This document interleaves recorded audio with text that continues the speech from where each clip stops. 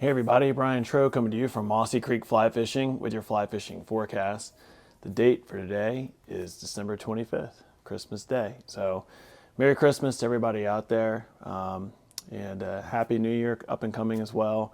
I want to thank everybody for all the good times on the water over this past year, and great conversations right here at this desk. You know, we love answering questions. We love helping anglers be the best angler they can be, and we're really hopeful that you get some good quality time on the water over this break and in the upcoming year. So, speaking of time on the water, you know, if you follow this forecast, we've been digging ourselves out of this drought slowly but surely, and that definitely continues. They're calling for rain to move in this evening, last throughout Tuesday, last throughout Wednesday, and maybe even all the way through Thursday. So a little tough trying to figure out the totals right now, but certainly really good chance of rain for 3 solid days, and then turning cold after that. So we'll see what happens moving forward, but this is exactly what we need to slowly but surely get out of this drought. And depending on how much we get, depends on can affect your strategy moving forward. So the store is closed today. The store will be closed tomorrow on the 26th as well, and it'll be closed on the 1st, New Year's Day. It'll be closed. But beyond that, come on in, give us a call, stop in. We can give you guys some up-to-the-minute updates on Thursday and Friday if you're looking to fish next weekend. But, you know, 58 degrees, overcast, and drizzle. What perfect conditions for some nice trout fishing here in the wintertime. So just kind of going through the different types of fishing that are available.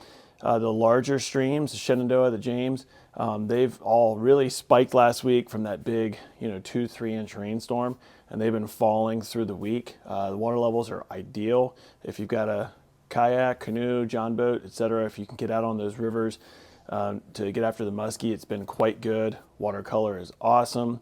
A lot of folks think of musky as a cold water fish, but as these water temps start to flirt with, the low to mid 30s, no fish really enjoys 33-degree water. All fish become lethargic, trout included. So you're still going to want to focus on some warmer days, warmer hours, just to try and get that fish's metabolism up a little bit.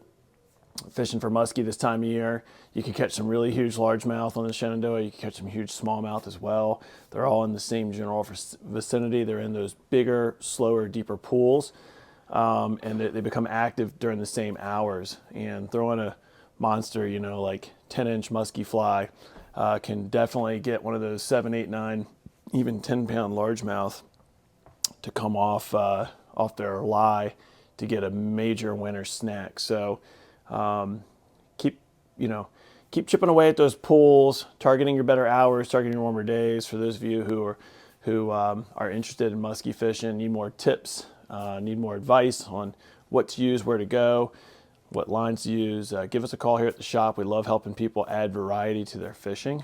For those of you who are going to be heading out and checking out the spring creeks in the next week or two, that's probably going to be your best bet. It's going to be your warmest water in the western part of Virginia.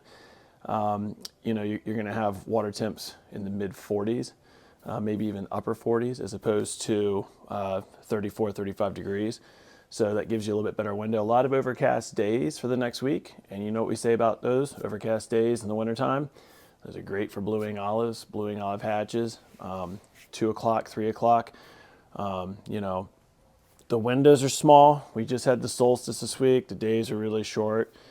So if you get to sneak away, and you're only allowed to sneak away for an hour or two, you want to make it 2 o'clock, 3 o'clock, those hours. That's when you're going to have your best action. So fishing against this white cloudy sky for the next 3-4 days, it's good to use darker flies, even if you're streamer fishing. So those of you who like to fish streamers in the spring creeks this time of year, sculpin patterns, etc. Your better colors are going to be your dark browns, your blacks, your olives, kind of your more natural colors.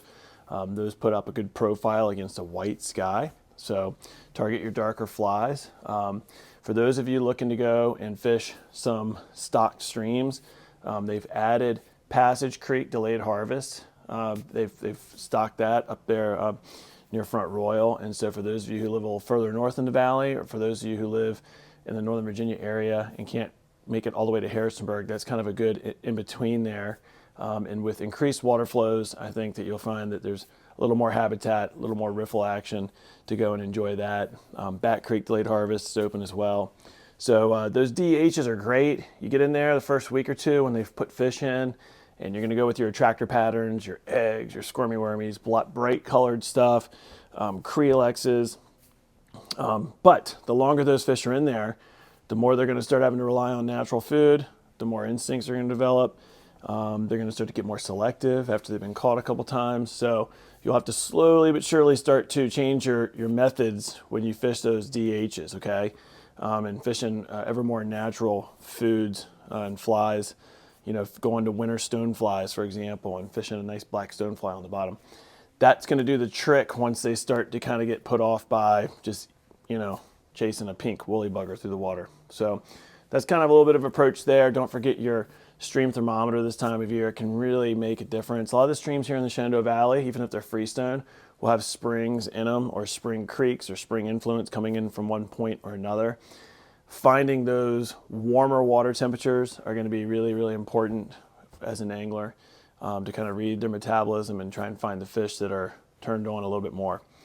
As far as the mountain anglers go, it's a pretty mild week. Not a lot of snow and ice around. If you're trying to make your way up higher in elevation, fishing up at 3,000 feet for our native brook trout, this is the kind of conditions that you want. Rain come in every couple days, adding extra flow, extra food, extra cover, everything a brook trout needs. Just be cautious and careful in wading. Try and avoid the wading if you can. If you can't, just be cautious of where you put your feet, because you don't want to be trampling any of the nests that could be there from this fall, all right? So keep brook trout out of the water in a limited fashion. Try and take them off the hook in the water if you actually can. If you're fishing on a sub-freezing day, for all fishermen, just know that pulling any fish out of the water when the air temperature is below freezing can really affect their gills and whatnot. So we've got great gloves and stuff here that you guys can get. You can get neoprene gloves, kind of keep your hands dry.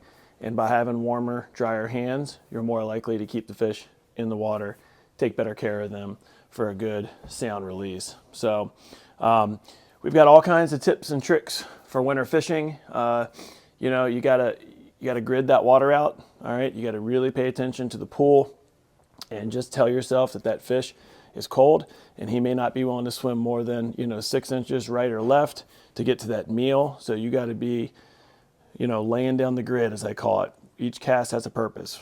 Make a cast in a nice drift, then move 6 inches, 6 inches, 6 inches, and you have to be very thorough and drift that nymph through a lot of spots to make sure that you gave every fish an opportunity before you step up and begin to move on to your next spot. So, whatever you got to do to stay focused on it. The strikes are less frequent and they're far more subtle. So you really got to be on your game. Musky fishermen know how to do this because, you don't get a lot of action. So anyway, some improving conditions for all of our types of fishing here in the valley, even though it's getting cooler, the days are getting shorter, and we're probably going to have some of the coldest weather of the year coming in the next 2 weeks. We're getting our water flow back, and we're getting a lot more options for getting out and fishing. We're getting delayed harvests open, and it's all looking really good for heading into the new year. So thanks again. Great holiday wishes for all of our customers and friends and anglers, from all of us here at the shop and from the guides. Merry Christmas, Happy New Year, and we will see you all in the new year. Thanks.